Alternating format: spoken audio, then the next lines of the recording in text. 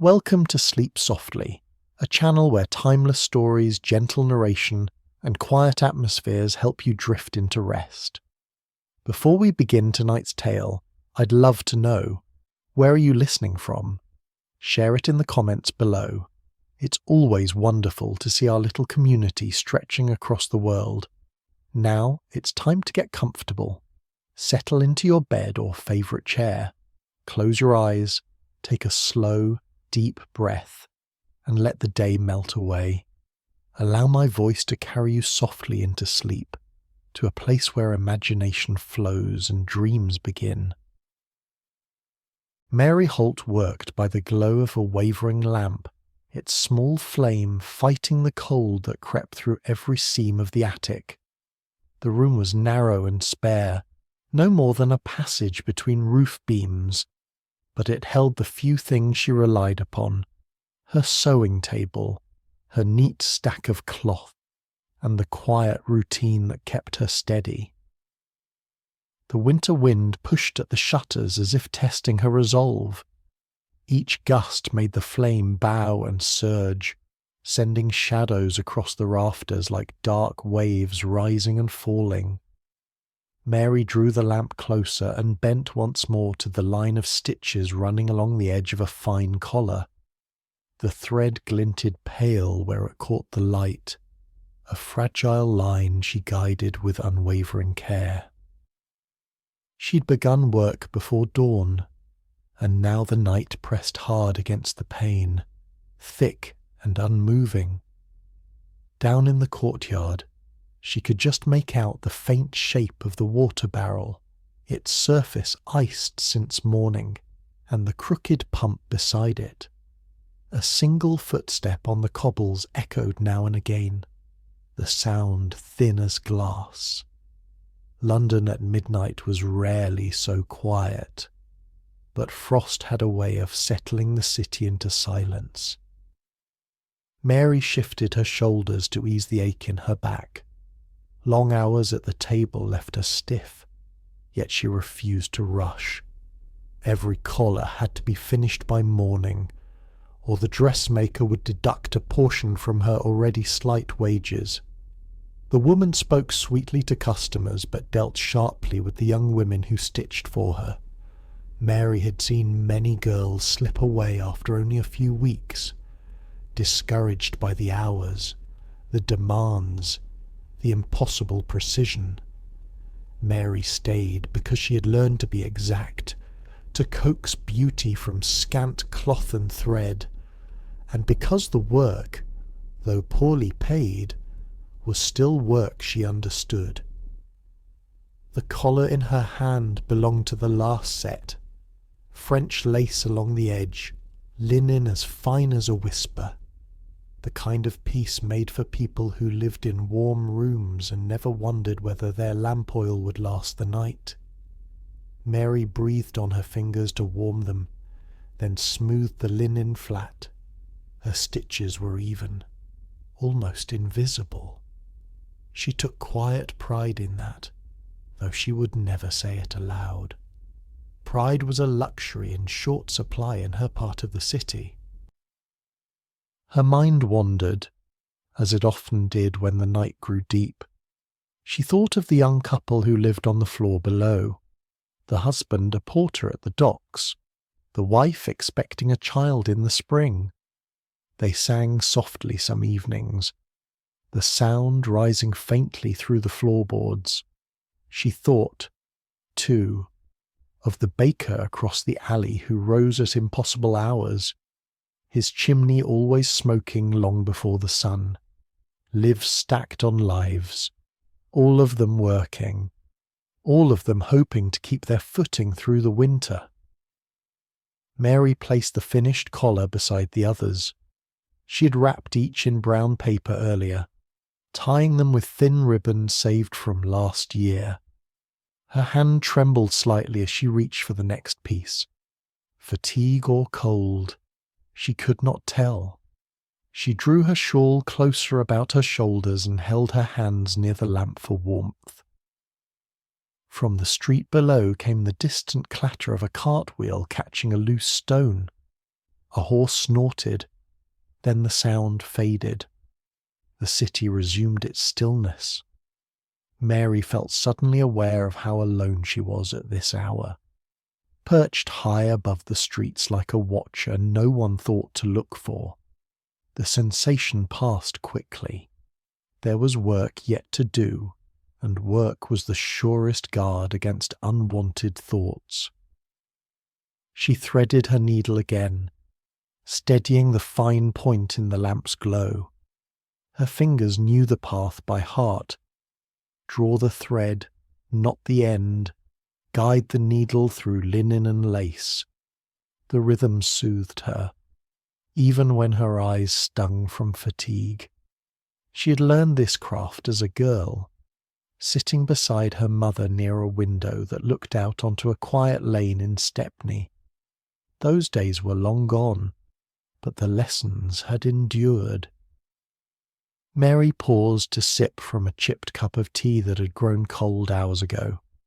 The taste was dull, but the motion gave her a moment's rest.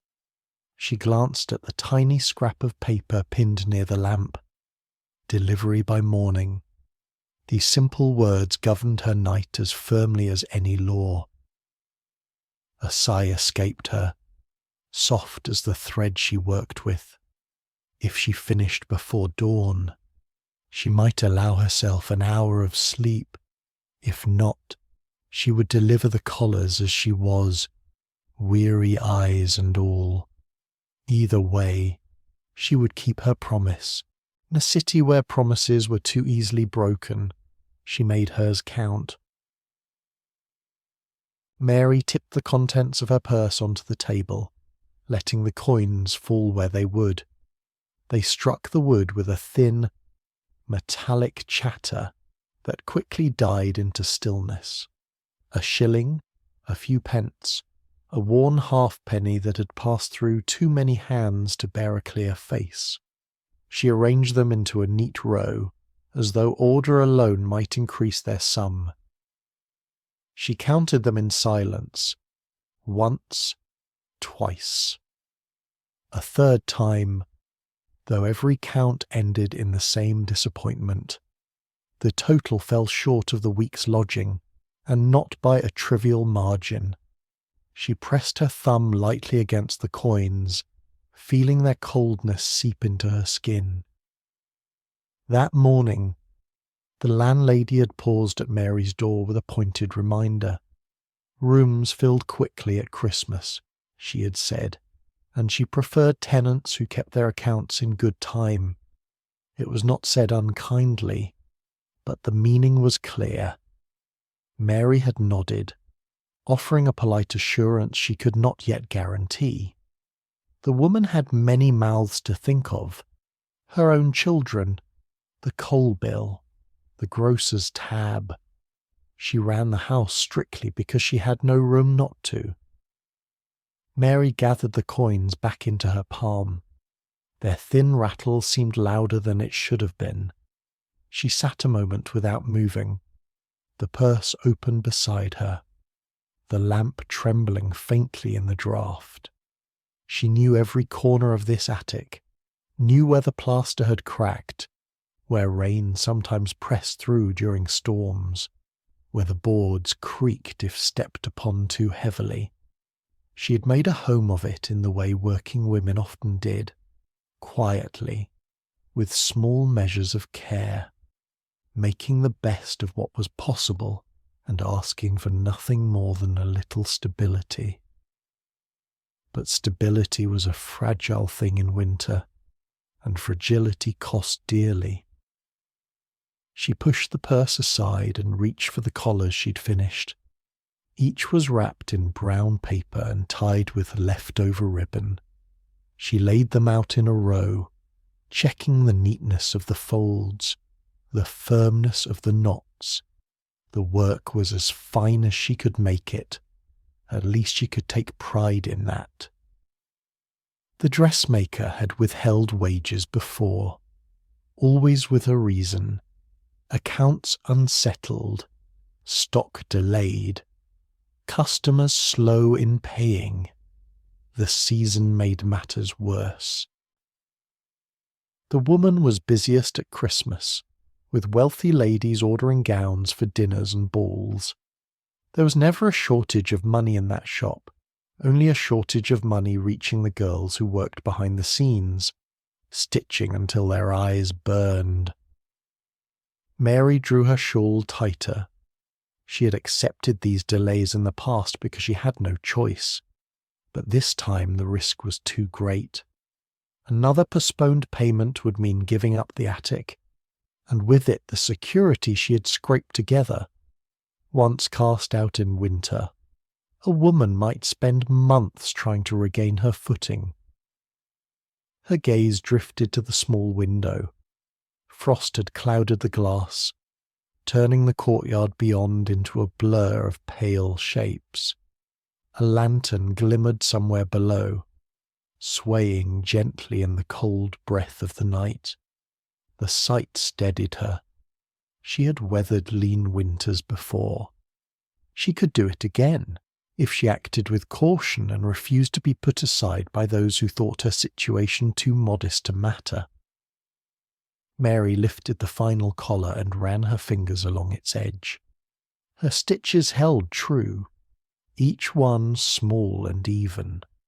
The dressmaker could find no fault with this work, yet payment was never about quality alone, not when the power lay entirely in another's hands. She folded the collars into a single bundle. As she did, she felt the weight of the night pressing in on her, not harshly, but with the slow, unrelenting insistence of cold air. The bundle was warm from her hands. It seemed to hold the last of the day's labour, the last of her strength. She tied it firmly and slipped it into the cloth satchel she used for deliveries. Her eyes returned to the purse. She touched it lightly.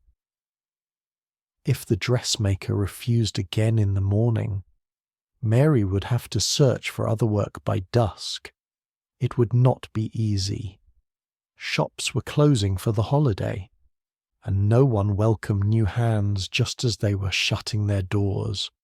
She might manage a few tasks here and there, but nothing guaranteed. Still, she could not stand helplessly until the rent fell due. She rose from the table and loosened her hair from its pins, letting it fall for a moment before securing it again. Fatigue weighed on her, but the thought of giving in to despair felt heavier still. She must act early, speak plainly, and gather whatever courage she could muster. Mary slipped the purse into a satchel beside the collars. Tomorrow would bring its own trials, but tonight she had done what she could. She banked the lamp low, settled her shawl around her shoulders, and let a quiet resolve settle into her bones. Mary slept lightly and briefly, as if each minute might be called away from her at any moment. When the first grey hint of morning pressed through the frost on the window, she stirred. The cold already settled in her fingers.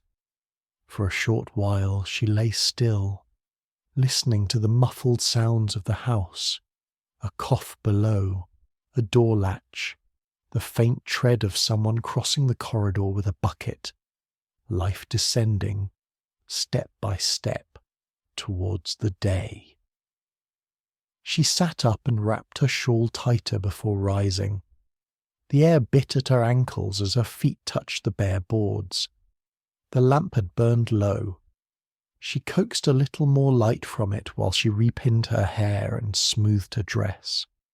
There was no time to indulge in any thought of comfort. She must reach the dressmaker early, before the shop grew crowded and before the woman found fresh excuses. As Mary fastened her bodice, a knock sounded on the door. It was sharp, brisk, and twice repeated. She knew the rhythm well. Mrs. Briggs, the landlady, never let her presence be mistaken. "Come in, ma'am," Mary called, her voice composed. The door opened with a slight creak. Mrs. Briggs stepped in, a stout woman with a face that might have been kind if worry had not written lines across it. Her hands were red from work. She carried a ledger tucked under one arm and held a ring of keys that chimed softly with every movement. "Morning, Miss Holt," she said, glancing around the narrow room. "You're up early." "I have a delivery to make," Mary replied. "The dressmaker expects these collars before the shops grow busy." "Just so," Mrs. Briggs said, though her eyes had already travelled to the small table where the purse had rested the night before. It lay empty now, its mouth half open like a question. "Well, it's that matter I've come about. The week's money is due tomorrow, as you know." Mary met her gaze steadily. "I have my work ready, ma'am. I mean to be paid for it this morning.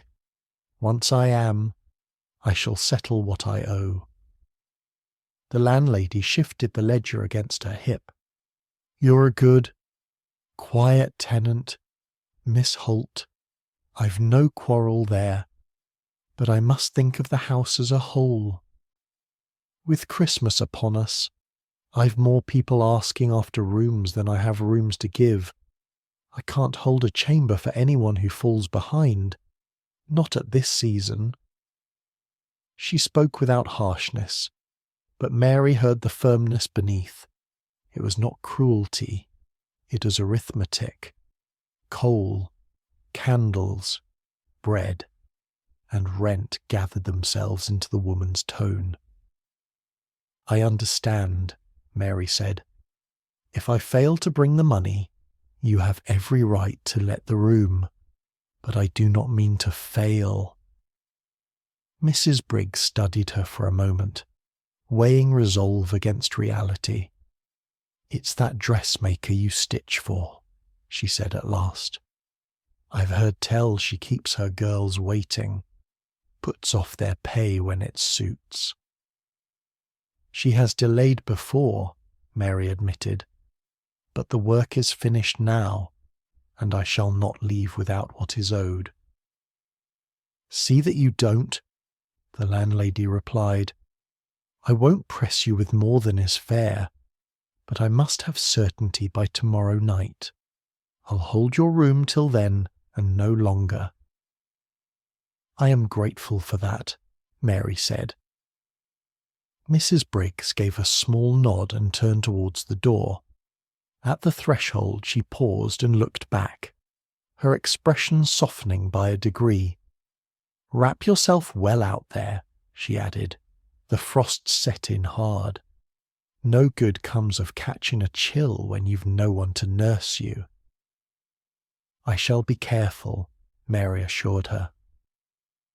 The door closed.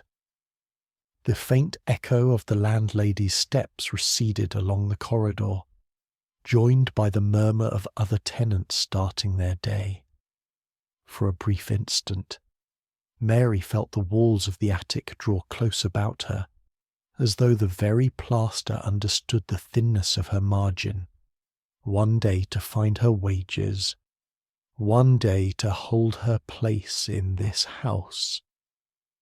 She moved to the table and checked the collars once more, though there was no need. Each fold lay smooth, each ribbon tied with exact care. She tucked the bundle into her satchel and slipped the coin purse beside it. The purse felt almost weightless. It would soon carry either relief or confirmation of her fear. Mary pulled on her worn gloves and her plain bonnet. She took up her shawl and stood in the centre of the little room, giving it a final glance. The narrow bed, the chair, the lamp, the neatly stacked scraps of cloth. None of it was grand, yet all of it had been built from long, careful effort. She did not intend to surrender it lightly. As she opened the door, a draught of colder air swept in. drawing the last warmth from her cheeks. She stepped into the passage and closed the door behind her with more care than the wood deserved. Downstairs, a child laughed, then was hushed. A kettle whistled weakly in some distant corner. The house held its breath in that particular way buildings sometimes do when everyone inside them is thinking much the same thing: how to stretch one more week from what little they possess. Mary descended the stairs, her hand lightly grazing the banister worn smooth by years of other hands. Each step seemed to echo the landlady's words. Rooms filled quickly at Christmas. She could hear the truth in it and feel the weight of it pressing her onwards. By the time she reached the front door, she had set her jaw. Whatever reception awaited her at the dressmaker's shop, she would not be turned away without at least an honest struggle. She owed herself that much, and more. Mary stepped out into the morning, the cold meeting her with a quick sting to the cheeks. Frost had settled thickly along the railings and cobbles, each surface brightened as though dusted with ground glass. The street lay still, save for a chimney-sweep boy trudging past, his brush taller than himself, and a fishmonger wheeling his barrow with a look that suggested he had been awake since long before dawn. Mary drew her shawl close and turned towards the market roads. Her satchel felt heavier than it ought, not because of the collars, but because of what they must secure. Each step she took was measured, deliberate, and underscored by her own unspoken resolve. She kept to the narrow pavements where the ice was thinner, watching her footing as carefully as she watched the streets around her. London, even in its quietest hours, rarely let a person pass unseen. From doorways, windows, and shop fronts, people observe those who move before sunrise: labourers, night guards, clerks late to their posts, young women carrying bundles. Mary knew what assumptions followed a woman alone in the morning frost. She'd grown used to them and allowed none to lodge in her mind. As she approached the broader road leading to the markets, the city began to stir. A milk cart rolled slowly past, the horses' hooves clicking sharply on the ground. Bundles of greenery hung from stalls not yet opened. Holly, ivy, and mistletoe dipped in frost waited for buyers who would not appear for hours yet. A lamplighter extinguished the last of the street lamps, his long pole tapping gently at the glass as each flame surrendered to the pale rise of day. Mary passed a bakery where warm air drifted from a slightly open door. The scent of rising bread tempted her to pause, but she dared not. Every minute mattered. She walked on, turning down the lane that led to Covent Garden. Even in winter the market had a certain energy about it, a hum beneath the surface. Porters pushed barrows stacked with crates. Vendors arranged their stands. A man in a worn coat swept the stones clear of the night's frost, muttering to himself as he worked. In the midst of this bustle, Mary felt both present and apart. She had no coins to spend, no goods to sell. She was passing through, as so many working people did, towards someone else's wealth. Even so, there was a comfort in knowing the rhythm of these streets. She had walked them often enough to trust them, and she carried herself with a quiet, steady grace that needed no defence. A young flower girl, barefoot despite the cold, hurried past with a tray of wilted blooms. Mary pressed a coin into the girl's hand, one of her last, and received a fleeting smile in return. The act was irrational, unwise, but it eased something in her chest. She had known hunger and cold herself. She could not ignore them in others. At the far end of the market, the road broadened and led towards the row of shops where the dressmaker kept her elegant establishment. The contrast was sharp. Market bustle gave way to polished windows and neat signage. These were the streets where wealth walked freely, wrapped in furs and carrying parcels tied with silk string. Here, Mary slowed her pace, gathering her composure. She glanced briefly at her reflection in a broad shop window. Her face was pale from the cold. A stray curl had escaped her bonnet. She fixed it with one pin, smoothed her gloves, and adjusted her shawl so the satchel lay hidden beneath. She knew that entering such a shop required a measure of dignity no matter one's station. The dressmaker's sign, gold lettering on deep blue, hung above a polished door. Behind the window, a pair of Christmas gowns stood displayed on wooden figures, their skirts spread like petals in a bright garden. Customers would soon gather to admire them. Mary's presence would not be welcome, nor unwelcome. She would simply be another worker stepping briefly into a world where she did not belong. She paused at the threshold. She rehearsed the words she might need. Calm, level, neither timid nor bold. She could not afford to be dismissed. Not today. Her heartbeat quickened, but her face remained composed. Then she lifted her chin, placed her hand on the door, and stepped inside. The warmth of the shop struck Mary immediately. A small coal stove glowed near the counter, filling the air with a faint scent of lavender polish and new cloth. Bolts of silk and velvet lined the shelves in precise arrangements. The quiet was different here. Thick, curated, the kind of quiet purchased with money. Behind the counter stood Miss Canning, the dressmaker's senior assistant, a young woman who carried herself with the sharp briskness of someone who hoped to rise quickly.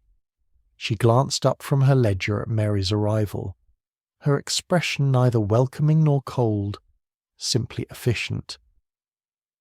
"Morning," Miss Canning said. "Delivery?" Mary set her satchel gently upon the counter. The collars, Miss, finished late last night. Miss Canning untied the ribbon with practised fingers and inspected one of the collars. She held it to the light, turning it this way and that. "Fine work as usual," she said. "Madam will be pleased." Mary waited. The praise, though genuine, was not the point of this visit. Miss Canning replaced the collar and retied the ribbon. "You're early. Madam has not yet arrived." "I hope to see her this morning," Mary replied. "My wages are due, miss. I was told they would be ready on delivery." At this, Miss Canning's expression tightened almost imperceptibly. She closed the ledger. "Ah, yes. That. I fear Madame left rather suddenly yesterday afternoon. She attended a gathering in Kensington and stayed the night with her relations. She will not be in today." Mary felt the weight of that sentence settle on her like fresh snow. Not heavy at first, but cold enough to numb. But the wages. "I cannot release them," Miss Canning said quickly. "Madam handles the accounts herself. Always has." A silence followed, brittle as the frost outside. Mary kept her voice even. "Miss, I must have them today. I have kept to every deadline. I have brought work of the best standard I can give. I cannot wait until after Christmas." Miss Canning's eyes flickered with something that might have been sympathy, or perhaps only discomfort. Many of the girls were in the same position. "Madam said she would settle everything once the holiday rush is over. You will not be forgotten." Mary felt the faintest burn behind her ribs. Forgotten was exactly what she feared. "I cannot leave without my wages," she said softly. "I must ask you to send word to Madam, or to someone authorized to sign for her." "That is not possible," Miss Canning answered. "Her relations do not welcome business messages, and even if I did send word, it would not reach her until tomorrow or the next day." Mary took a breath, slow and careful. The stove clicked softly, settling its coals. A lady's laugh drifted from the fitting room beyond the curtain.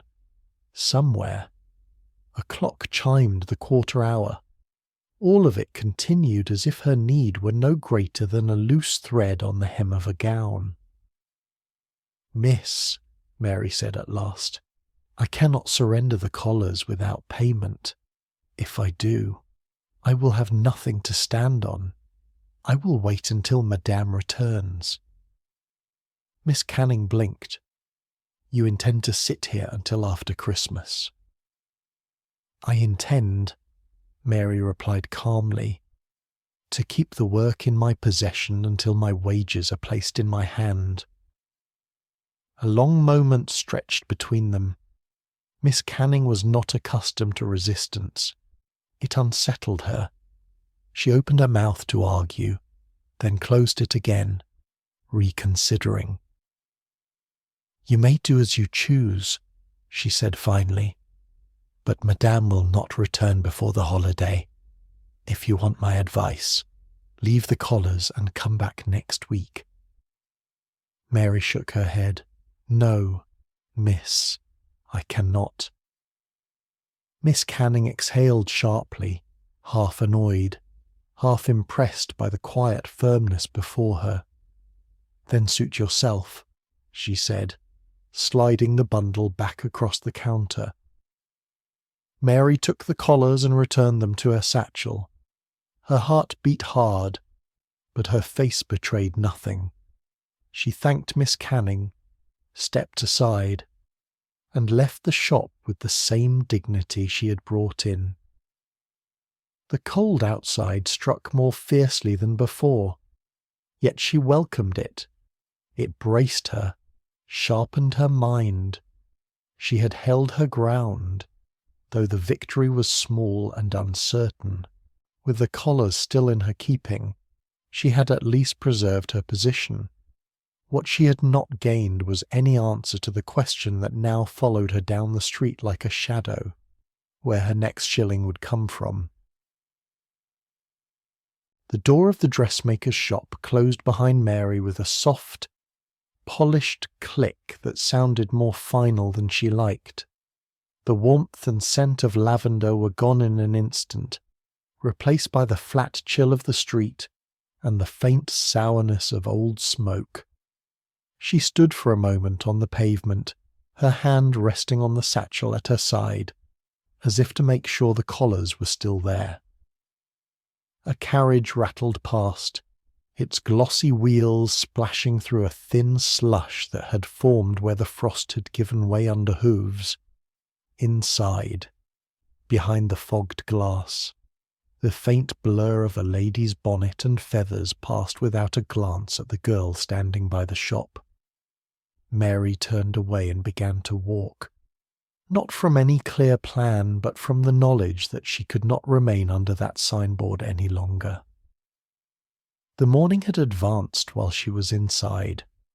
The streets, once half empty, had filled with clerks hurrying to offices, servants with baskets, and children darting through legs and wheels. Christmas greenery hung from doorways, holly berries burning red against soot-dark brick, a costermonger, cheeks reddened by the cold, called out the price of chestnuts in a brisk, tired voice. Mary moved among them, a thin figure in a plain shawl, carrying work no one could see.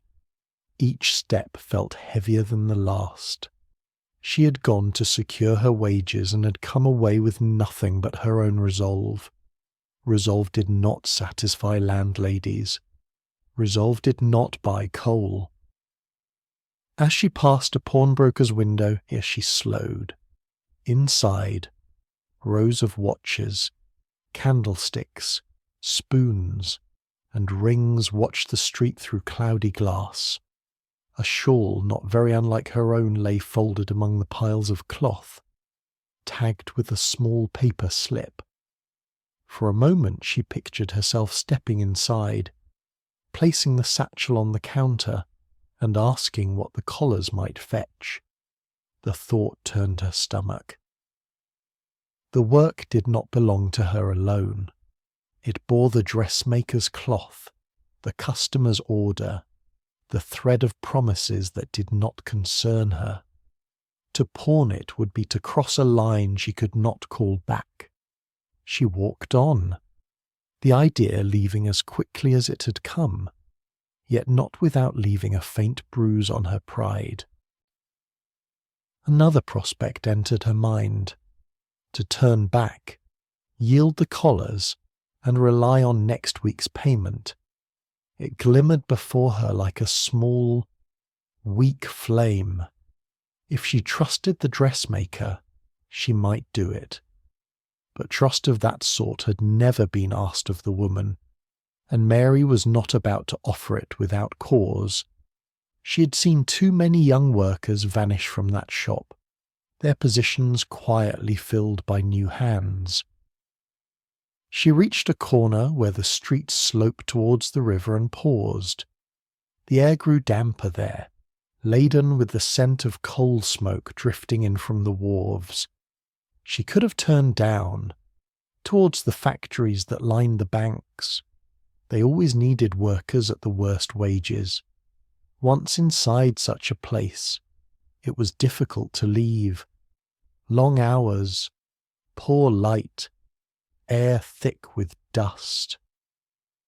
Mary pictured herself bent over some great machine instead of her own needle, the rhythm no longer hers to control. The image chilled her more than the weather. She turned away from the riverside and back towards the street she knew best. She had not yet reached the end of all reasonable chances. Covent Garden lay ahead again, its market mood altered by the hour. Stalls that had only just been waking earlier were now alive with traders calling out prices and customers picking over goods. Bunches of carrots and cabbages piled high, crates of apples, strings of onions, baskets of eggs. A man with a tray of tiny toys made them rattle in demonstration to a cluster of children who had no money to spare but watched as though watching were a feast in itself. Mary threaded her way along the edge of the crowd, unwilling to be jostled for no gain. The satchel tugged at her shoulder. She had not eaten since the night before, and the sight of food, even raw, tugged at her in a quieter way. Still, she kept her eyes ahead. Food came after work, not before. At the far side of the market square stood a line of smaller shops, a tallow chandler, a bookseller, a cobbler, a print shop with a sign shaped like an open page. Mary's gaze lingered on each in turn. Any one of them might, in some generous world, have had a corner of work to spare. Yet she had walked these streets long enough to know how rarely opportunity waited in plain view. She thought of the landlady's words, certainty by tomorrow night. The phrase tolled in her memory like a bell. If she could not find work today, She might have to ask for mercy instead. Mercy was thinner than certainty and far less reliable. A cart came rumbling past, forcing her to step closer to the stalls. A barrow boy nearly collided with her, muttering an apology over his shoulder as he struggled with a load of parcels. Behind him, a small boy, not yet in his teens, ran with a smaller stack tied together with string. He weaved through the market crowd, his feet slipping now and then on the frost-slick stones. Mary watched him vanish around a group of shoppers. Then she exhaled slowly, as if releasing more than breath. The morning was not yet done. The city, for all its hardness, still held corners she had not tried. She adjusted the strap of her satchel, squared her shoulders, and continued across the square, not knowing that her path and the little runners would soon cross again in a way that would shift the whole shape of her day. The crowd thickened near the far end of the market where the road narrowed again. Children chased one another between stalls. A woman argued loudly over the price of a joint. Two porters attempted to manoeuvre a crate through a gap far too small. Mary, small and self-contained, slipped between them with the practiced ease of someone used to taking up as little space as possible. As she rounded a corner near a row of smaller shops, the boy she had noticed earlier came sprinting towards her. His arms were full of parcels differently wrapped, some with stiff brown paper, others in finer coloured sheets. The string binding them had loosened at one end. Mary saw it an instant before he did. "Mind yourself," she began, but the warning came too late. The boy's boot slid on a patch of ice, and he pitched forward. The parcels flew from his grasp, scattering across the pavement and into the gutter. One slid almost under the wheels of a passing cab, narrowly spared by a jolt as the driver reined in the horse. The boy let out a small, strangled sound, not quite a cry, not quite a curse. He scrambled on hands and knees, trying to gather the packages before they could be trodden on. A gentleman in a tall hat stepped neatly aside to avoid him and continued down the street as if nothing had occurred. Mary did not hesitate. She set down her own satchel and knelt beside the boy, snatching a parcel out of reach of a muddy boot. Another she plucked from the edge of a puddle, patting the damp away with the edge of her shawl. "Hold the string," she said quietly. "Here, like this." The boy, breathing hard, did as he was told. Mary opened her satchel long enough to find a spare length of thread and, with quick, practiced movements, reinforced the knot that had given way. Her fingers worked easily despite the cold. They had tied far finer things than parcel string in their time. "There," she said, tightening the last loop. "That will not slip again in a hurry." The boy stared at the newly secured bundle, then at Mary. His face was pinched with cold, his nose reddened, but his eyes were bright and alert. "Thank you, miss," he said, the words tumbling out. "If I'd lost these, I'd have had it from master, sure as anything." "Best not lose them, then," Mary replied, allowing herself the faintest hint of a smile. He nodded fervently. "I run errands for the print shop yonder," he added, jerking his head towards the row of buildings behind them. "He sends out notices, handbills, all sorts. They say he's got ink in his veins instead of blood." Mary followed the motion and saw the sign more clearly now. a painted page, slightly faded at the edges, swinging gently from an iron bracket. The windows beneath were clouded with the breath of warm air meeting cold glass. She had passed the place before without much thought.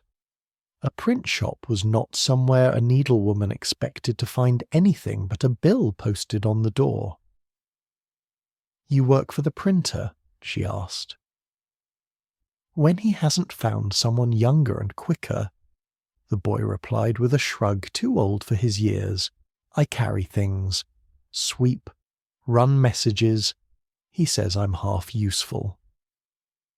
There was a glint of mischief in the confession, but also a hint of pride. Mary studied the sign again. The satchel, heavy at her side, seemed to tug her towards it. "Does he ever need sewing done?" she asked, the question sounding strange to her own ears as soon as it left her mouth. "Repairs to cloth, bindings, that sort of thing." The boy tilted his head, thinking. "He curses the bindings often enough," he said. "Says the trade sends him books half falling apart, and when he prints those little velvet-covered keepsakes, the corners fray if you so much as look at them."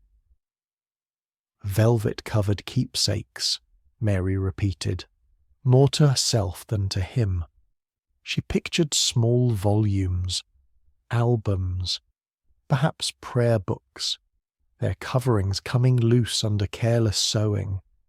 Her fingers twitched with an almost professional impatience. "Well," the boy went on, encouraged by the interest, "I heard him say last week he ought to find someone with neat hands to mend them, someone who won't make it worse. He grumbled about it something fierce." Mary looked down at her gloves, faintly shiny where the fabric had worn smooth through use. Her hands were neat enough, though only she and the dressmaker seemed to recognize it. Perhaps a printer might, if he cared to look. "Would he see me, do you think?" she asked, "if I knocked?" The boy nodded readily. "He'll see anyone who offers work, if it doesn't cost him at first. Tell him Tom sent you. That might soften him a little." He grinned, as if the notion pleased him. "Tom," Mary repeated. "Very well, I'll not forget." She rose, brushing frost from her skirt, and handed him the newly secured bundle. He clutched it close, murmured his thanks again, and darted off towards his destination, his boots slipping a little less now that the fear of dropped parcels had lifted. Mary remained where she was for a moment, the sounds of the market receding into a kind of muffled background as she faced the print shop door. She could see, through the veiled panes, the vague outline of shelves and some large shape that might have been a press. A figure moved past, a man, broad-shouldered, his shirt sleeves rolled, leaving a faint streak of ink along the glass. There was no guarantee he would offer anything. He might laugh, or wave her away, or say he had meant to employ a boy, not a woman with thread. Yet the day was passing, and with it her chances. She thought of the attic, the landlady's ledger, the thin pile of coins on her table. She thought of the collars in her satchel, each one proof she could work to a fine standard if somebody would only meet her halfway. She drew a slow breath, stepped up to the threshold, and lifted her hand. For an instant, she hesitated. Then she rapped twice on the door, firm and clear, and waited for whatever might come of that small, measured act. The knock had scarcely faded when footsteps sounded on the other side of the door, slow and solid, like a man who saw no need to hurry for anything short of a fire. There was a clatter of something heavy being pushed aside, then the scrape of a bolt drawn back. The door opened on a gust of warm, ink-heavy air. A man stood framed in the gap, shirt sleeves rolled to the elbow, waistcoat unbuttoned, dark hair flecked with grey.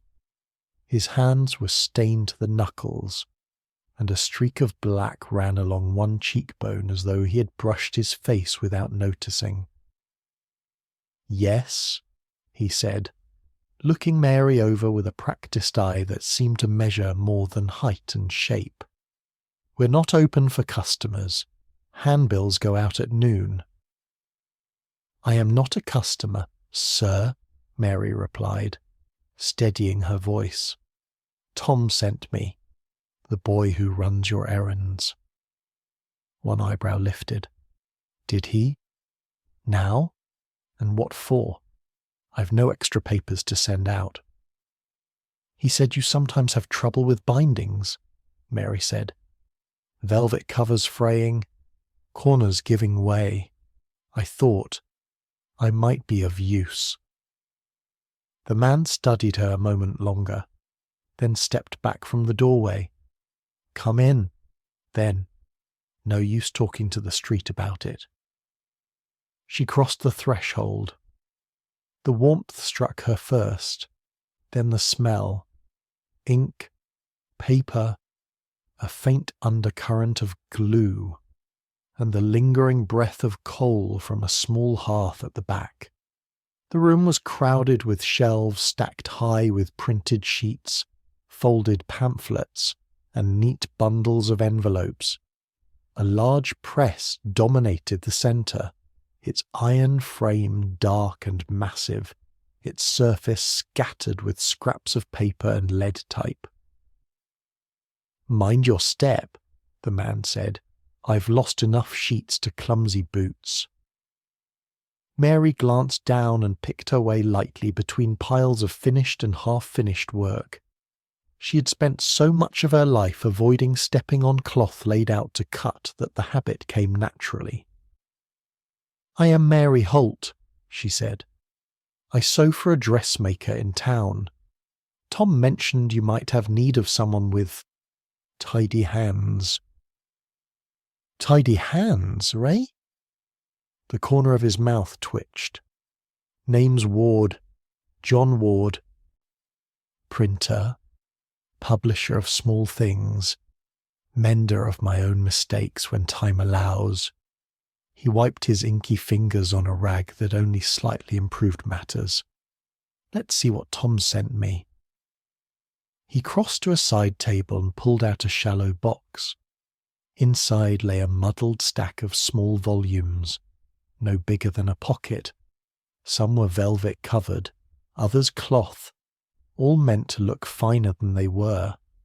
Mary could see at once where the trouble lay. Corners worn through, edges lifting where the material had been badly turned, stitching that had never been meant to last a season. "Trade sends them to me cheap," Mr. Ward said, as though apologizing to the air rather than to her. "I print what goes inside. They dress the outsides in some back room. Customers bring them back when the covers give way. And somehow it's me they blame. I'm a printer, not a miracle worker."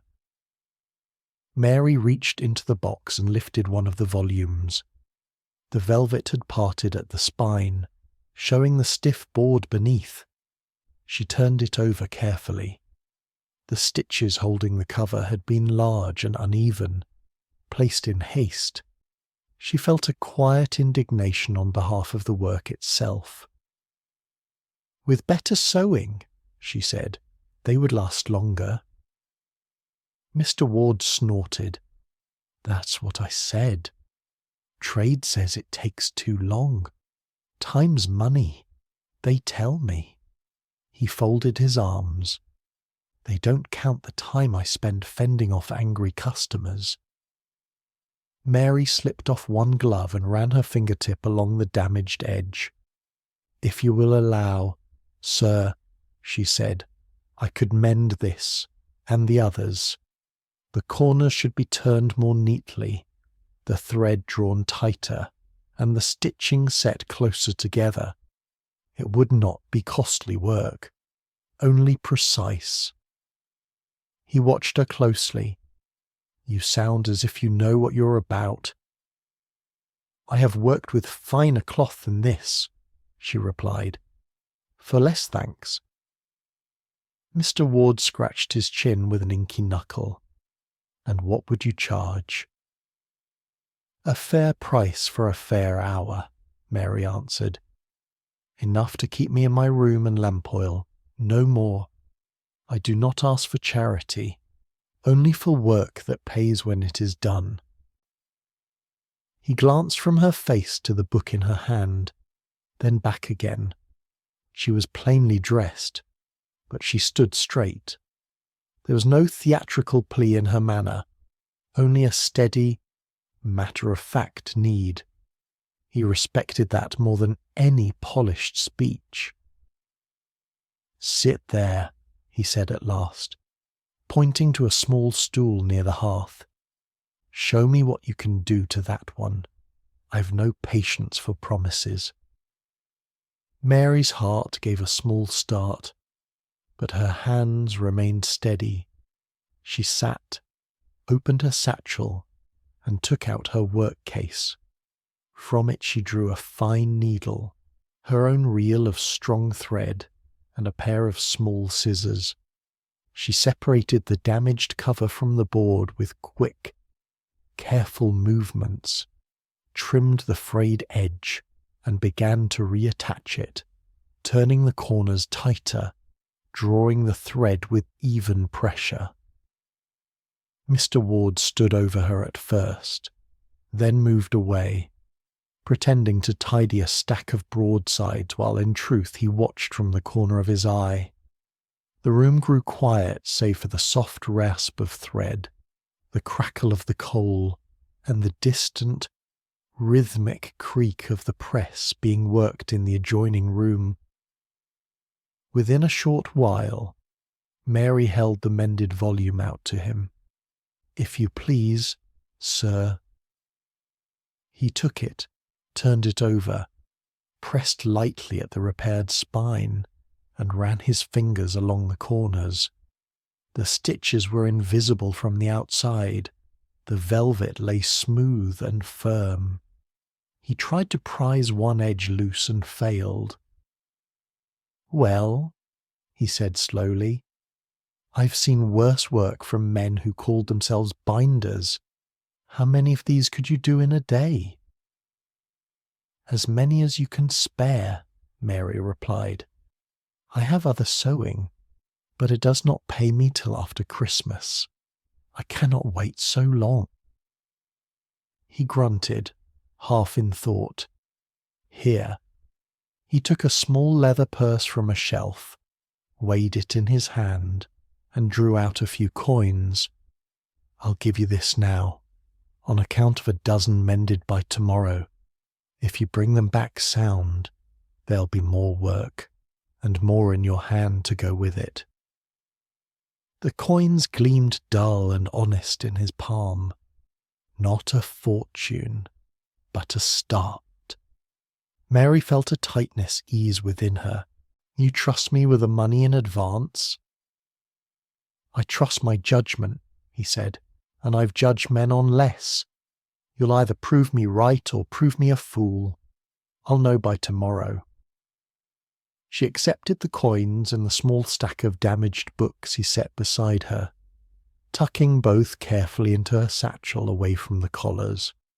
One kind of obligation did not cancel the other.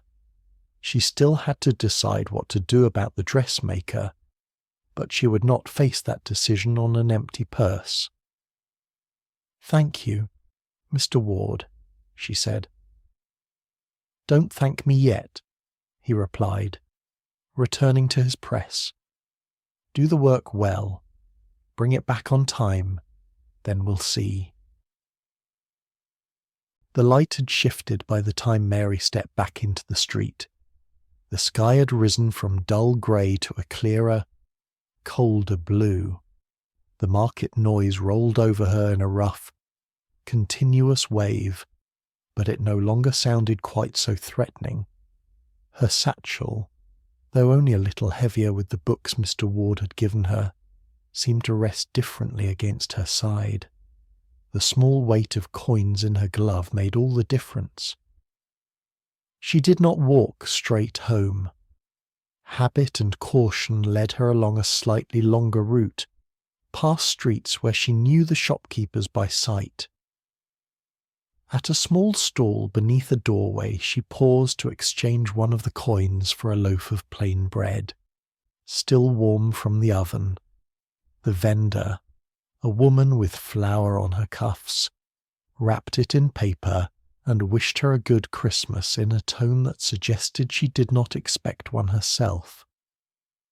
Mary tucked the bread into her satchel beside the books and tightened the straps. The collars lay under them, wrapped and safe. She had not forgotten them. She could not. They were the rope that still bound her to the dressmaker's promises. But now, for the first time in many days, those promises were not the only thread she had to depend upon. As she approached her street, she rehearsed what she might say to Mrs. Briggs. The landlady had asked for certainty, not miracles.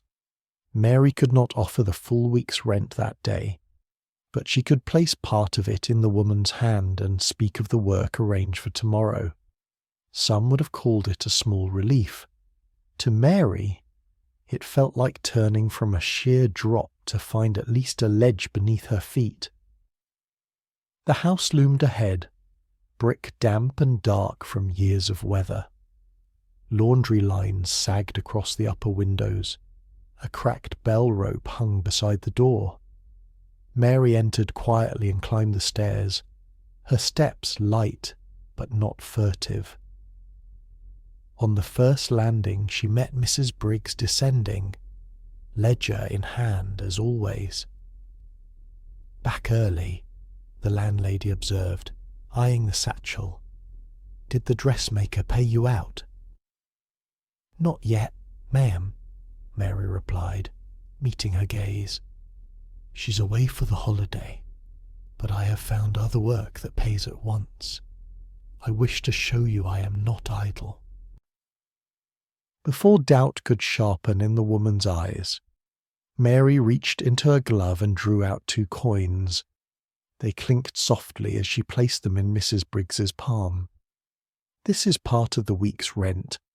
I shall have the rest tomorrow evening, if God allows my hands to hold steady." Mrs. Briggs looked down at the coins, then up again. Her expression shifted by degrees, from suspicion to calculation to a weary sort of relief. "Where's this new work come from, then?" "A printer in Covent Garden," Mary said. "Mr. Ward. He has books in need of mending. I am to return the first set tomorrow. He has paid me in advance for some of the labour." "A printer?" Mrs. Briggs repeated. "Well, better than a gin shop." The line between her brows eased slightly. "You've always kept yourself respectable, Miss Holt. I'd not like to turn you out if I can help it. If you can bring the rest by tomorrow night, I'll consider the matter settled for the week."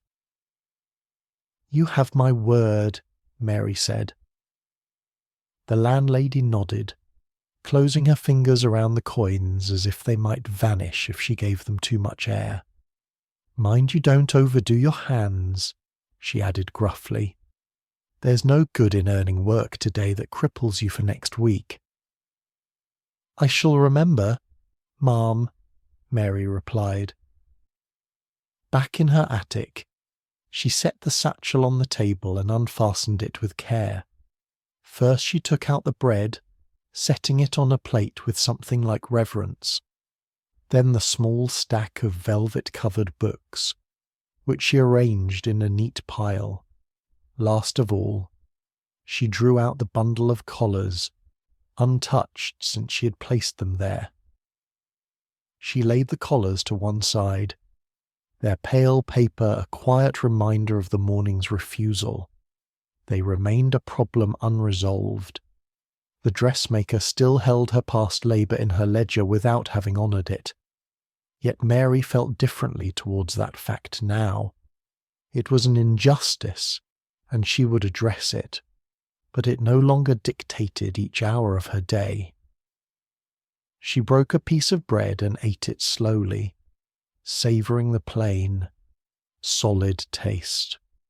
Warmth spread from her stomach outwards, as much from the knowledge of how it had been earned as from the food itself. When she had finished, she lit the lamp again and drew it close. Outside, the day had begun its early winter descent into gloom. Shadows lengthened across the courtyard. A cat picked its way along a wall, leaving faint paw prints in the frost. Somewhere below, a baby began to cry, then was soothed. The house creaked and settled as if preparing for the long night ahead. Mary selected the first of the damaged books and opened her work case. Her fingers moved with a quiet assurance she had not felt that morning. This was not a favour.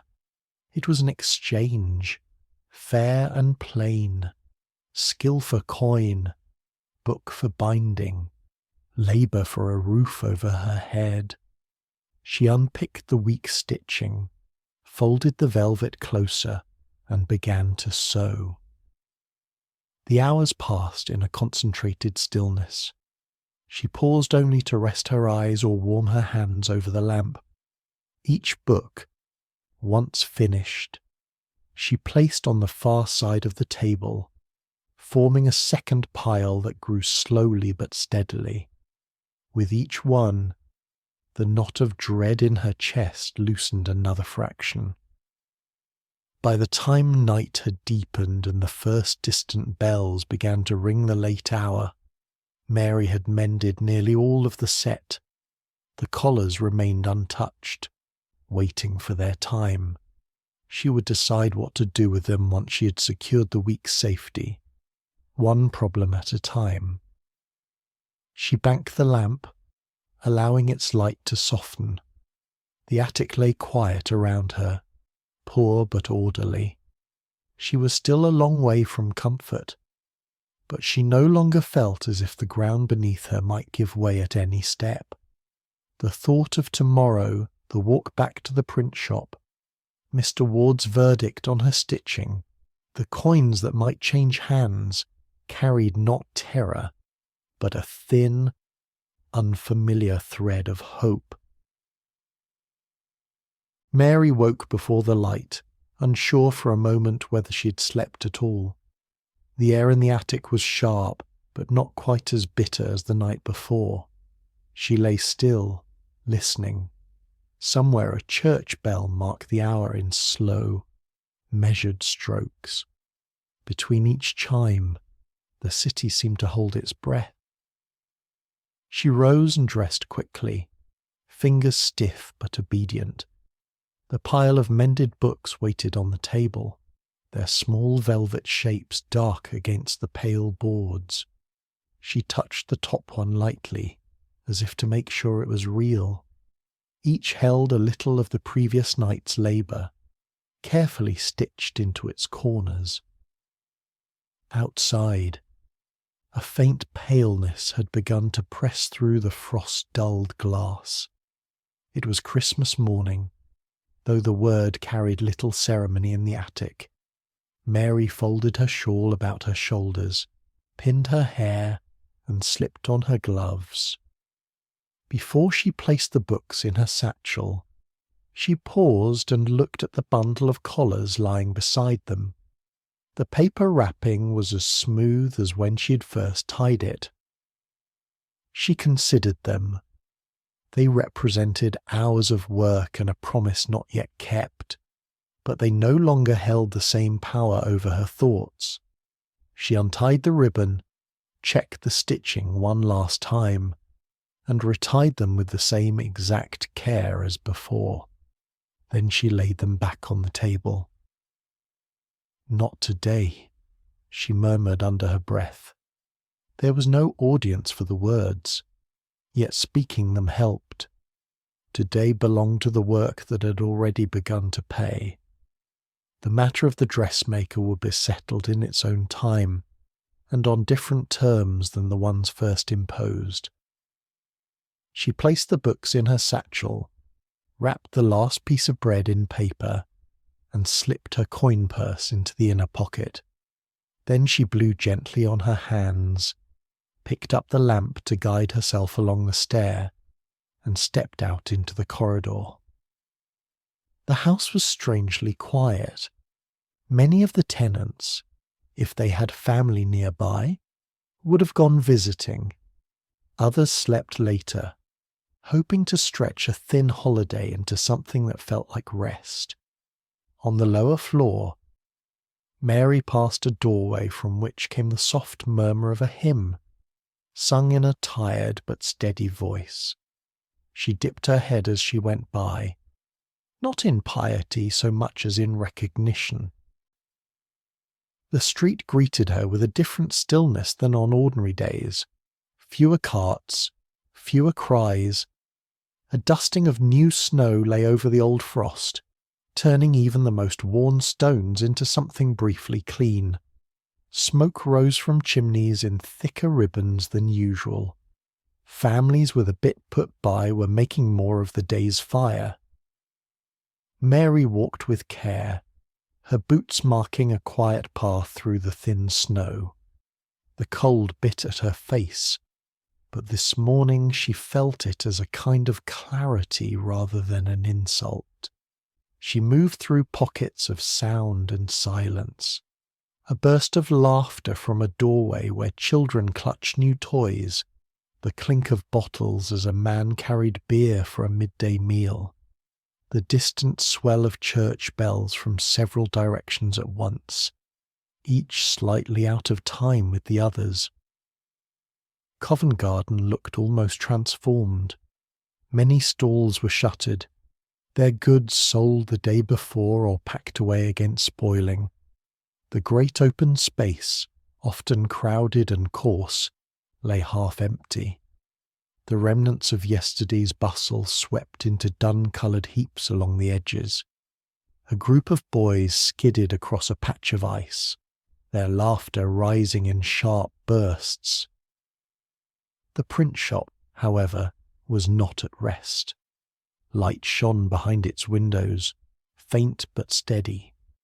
The painted sign with its open page creaked gently on its bracket. Mary felt her heart quicken, not with fear, exactly, but with a particular anxiety that comes when one is about to find out whether hope has been foolish. She knocked. 2 clear taps on the wood. After a moment the door opened, more briskly than the previous day. Mr. Ward stood there, waistcoat buttoned this time, though his sleeves were still rolled and his fingers no cleaner.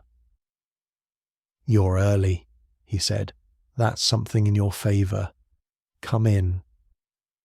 She entered, careful as before. The room seemed much the same, though a small pot now hung over the coals, sending up the faint scent of coffee. The press in the adjoining space stood idle, like some great animal sleeping. "Have you them?" he asked. Mary opened her satchel and laid the stack of books upon the nearest clear patch of table. The velvet, brushed smooth, caught the light in a muted, dignified way. Each corner lay neat and firm, each spine, once split, now held together with patient stitching. Mr. Ward picked up the first volume and tested it as he had the sample, bending, pressing, attempting to find a weak spot. He did the same to the second, then the third, saying nothing. Mary watched his hands rather than his face, reading what she could from the way his fingers moved. He murmured at last. These will see a season or two, longer, if their owners treat them better than the last lot did. He set the books down and reached for his purse. The sound of coins shifting within it seemed louder than anything else in the shop. He counted out more than he had given her the day before and pushed the small pile towards her. "That's for the dozen," he said, "and if you'll take on another batch, I'll keep you in them until the trade remembers how to sew properly, which may well be never." Mary's breath caught, though she kept her voice level. "Thank you, sir. I can take as many as you have ready." "Oh, I've more than enough," he replied, drawing another box from beneath the table. "We'll not run short. You've done clean work, Miss Holt. I don't say that often." She gathered the coins, feeling their solid weight settle into her palm. They were not handsome coins. Some were worn almost smooth, but to her they had a particular colour and shape that went beyond metal, the shape of time secured, of rent paid, of nights under the same roof without dread. "I shall bring these back tomorrow," she said, nodding towards the new set of books. "After Christmas dinner," he replied. "There's no virtue in working straight through the day. Even printers stop to eat." A brief, rough smile crossed his face. "And bring your needle. I've some shop aprons coming apart that might profit from your attention." Mary left the print shop with her satchel newly laden and her purse no longer hollow. The air outside felt no warmer, yet something in her seemed less exposed to it. She walked back along the street towards the route that would take her home. On the way, she passed the dressmaker's quarter, quieter now that the season's rush had peaked. The elegant windows, still dressed in their gowns and ribbons, reflected the pale morning light. Behind the glass, a maid moved about, straightening displays, her expression bored. Mary paused on the opposite pavement, the collars in her mind's eye as sharp as if she carried them on her back. She could have crossed, rung the bell, and demanded what was owed in a raised voice, as some might have done, but standing there, coins in her glove, promise of work in her satchel, she found that the urgency had changed its shape. The debt remained, but it no longer defined her next breath. She inclined her head once towards the window, a gesture neither of thanks nor of appeal, merely of recognition, and walked on. There would be time enough, in quieter days, to decide what should become of those collars and the account attached to them. When she reached her street, children were chalking lopsided stars on the stones. Someone had hung a sprig of ivy above the doorway, more hopeful than decorative. Mary climbed the stairs, each step lighter than the last. In the attic, the cold greeted her as before, but the room looked different to her eyes. The narrow bed, the small lamp, the rough table, none of it had changed. Only her footing had. She set the new books carefully on the table, placed the coins beside the ledger she kept for herself, and unwrapped the last of the bread. Outside, bells rang again across the city, their notes overlapping and drifting. Mary listened a moment as she ate, letting the sound fill the thin space of the room. She was still poor, still working by the lamp in a narrow attic, Still one misfortune away from hardship. Yet something had altered. She had found a way to shift the balance, if only by a small degree, and that small degree was hers. On a morning when much of the city celebrated gifts given and received, she sat with needle, paper, and thread, and felt that she had claimed, at last, a modest share of her own day.